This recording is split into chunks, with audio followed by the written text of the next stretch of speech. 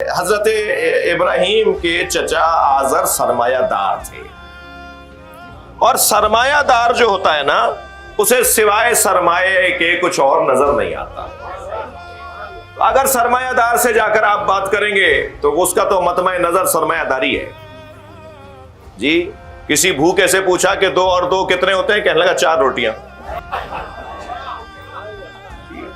تو اس کے ذہن میں تو روٹی ہے نا، بھوکا ہے۔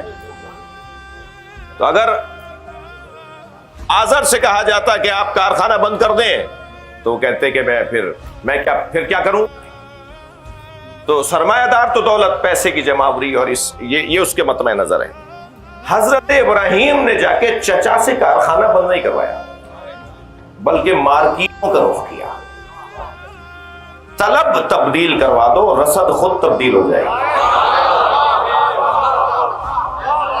مزاج بدل دو، خواہش بدل دو، طلب تبدیل کر دو، ان کی مطالبات ان کے تبدیل کر دو، ان کی ڈیمانڈ تبدیل کر دو، ان کا ذوق بدل دو۔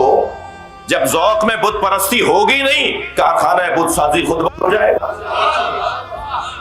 ورنہ اگر ایک کارخانہ بند کرواتے تو دوسرا کھل جاتا، یہ بند ہوتا تو تیسرا کھل جاتا۔ بت تو مانگ رہا ہے نا معاشرہ، پہلے معاشرے کو جا کے سمجھا دو کہ بت اچھی چیز نہیں ہے، بت پرستی اچھی چیز نہیں ہے۔ جب بتوں کی پوجا بند ہو جائے گی، کارخانے خود بند ہو جائیں گے۔ تو اب کیا کیا حضرت ابراہیم نے؟ جا کے بت خانے میں سارے بتوں کو توڑ دیا، ایک بڑے بت کے گلے میں کلہاڑی لٹکا دی، کسی کی آنکھ پھوڑی، کسی کی ناک کاٹی، کسی کا کان کاٹا، کسی کا پیٹ پھوڑا، اور ایک بڑے بت کے گلے میں کلہاڑی لٹکا دی بڑے اطمینان کے ساتھ۔ جو اللہ والے ہوتے ہیں ان پر اضطراب نہیں ہوتا۔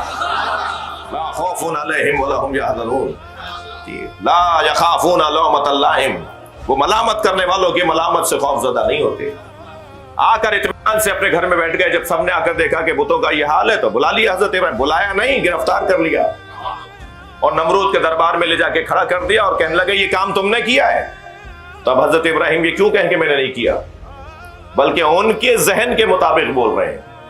فرمایا اسی نے کیا ہوگا جس کے گلے میں کلہاڑی لٹکی ہے۔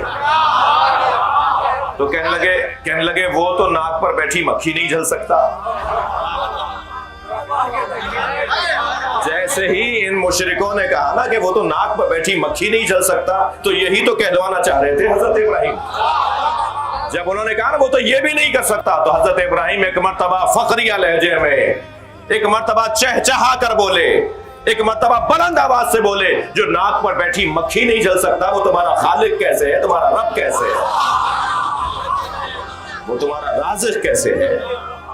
یہ حضرت ابراہیم نے معاشرے کی طلب کو تبدیل کیا، اور جب معاشرے کی طلب تبدیل کر دیں، ذائقہ آپ تبدیل کر دیں، جی مزاج بدل دیں، ٹیسٹ تبدیل کر دیں، تو خود بخود اس کے مطابق ہی پھر بازار سجیں گے۔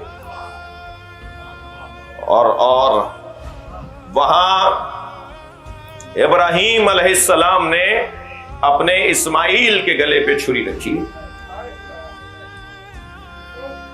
اسماعیل ذبح نہیں ہوئے، تو جو قربان ہی نہیں ہوا اس کی یاد کہیں بدعت نہ شمار ہو جائے۔ بھائی میں شاید جلدی میں کہہ گیا ہوں، بھائی جو قربان ہی نہیں ہوا اس کی یاد منانا کہیں بدعت شمار نہ ہو جائے، تو اللہ نے شریعت میں رکھ دیا۔ اب ہر صاحب ثروت اور صاحب صحت مسلمان پر واجب ہے کہ اس کی یاد مناؤ جو قربانی نہیں ہوا۔ جو قربان ہی نہیں ہوا اس کی یاد منانا تو واجب، اور جو قربان ہو گیا اس کی یاد منانا بدعت۔ واہ رے مسلمان!